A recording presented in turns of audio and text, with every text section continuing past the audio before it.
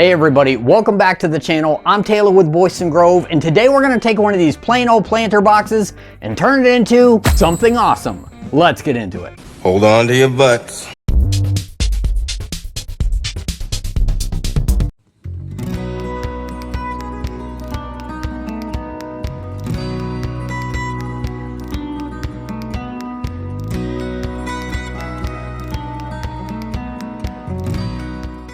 For this project, I started with two 6-inch wide cedar fence pickets. I wanted them nice and smooth, so I started by cleaning up both edges of each picket on the table saw. I ripped them down to 1.5-inch wide strips, and then after cleaning up one side of each piece, I resawed them down to 1/2 inch thick.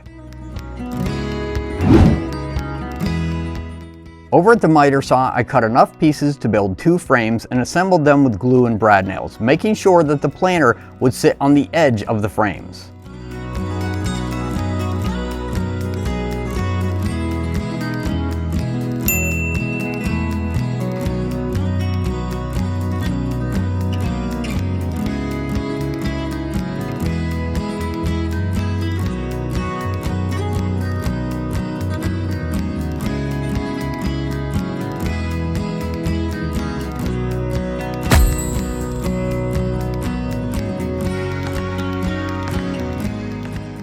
Then I added some braces to one of the frames to help support the bottom of the planter.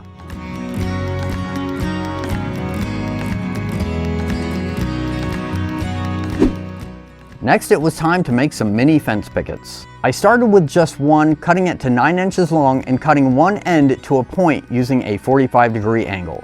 After seeing how it looked, I realized I was going to need so many more. I batched out enough to go all the way around the perimeter of the frames, which ended up being around a little over 30 little fence pickets, and for that I ended up having to break down a 3rd fence picket.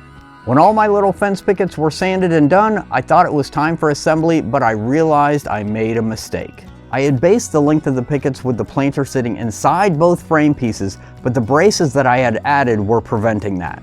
It was a pretty easy fix though. I just had to remove the braces and lay them down flat inside the frame.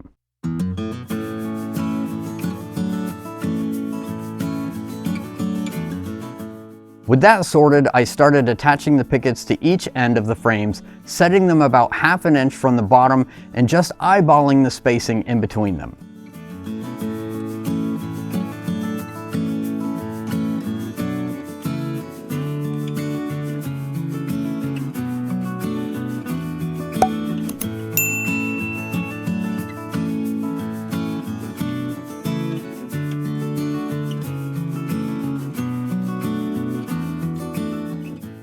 On the 2 long sides, I used one of the little pickets for the spacing.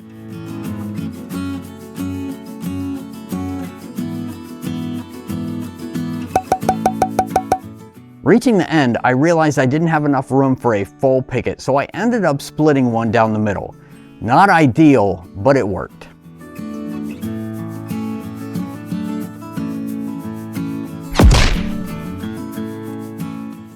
Once I reached the end of the opposite side, I used up the other half of the one that I had split down the middle. Then I cut a 2-inch wide strip about 16 inches long, and I also grabbed a leftover little fence picket and cut a little house-shaped piece. I added 2 little eyelets to the little picket and attached it to the 2-inch wide piece, creating a little signpost.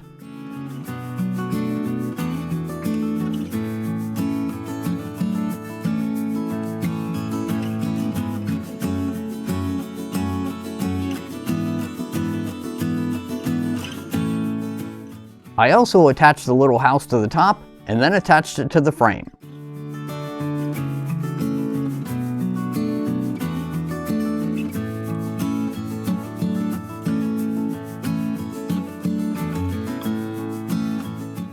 Now it's starting to look like something. I decided to cut 2 little strips to make a roof on the house, and I also cut another leftover picket to use as a little sign, adding 2 more little eyelets and bending them open so I could hook them on the signpost.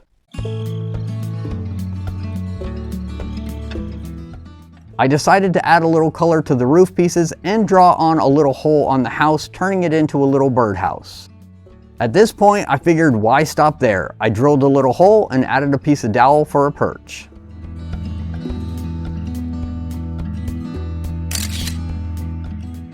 I added some lettering on the little sign, and I also used the We Create Vision Pro to cut out some little bunny silhouettes.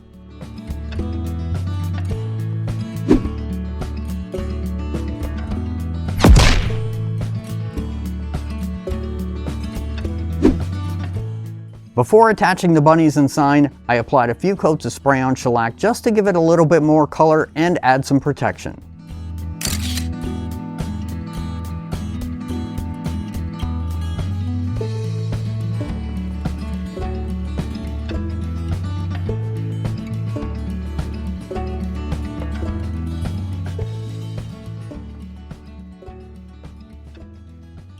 Alright, there's our little planter box slash herb garden all finished. What I really like about this design is you can make it any shape or size you want to fit any kind of container or planter that you want. Let me know in the comments below what you think of this project, and if you try to tackle one yourself, I would love to see what you come up with, so go ahead and share it with us on our Facebook page. A big thank you to all our Grove members who help support this channel so we can make projects like this, and thank you all for watching. As always, be safe and have a great day.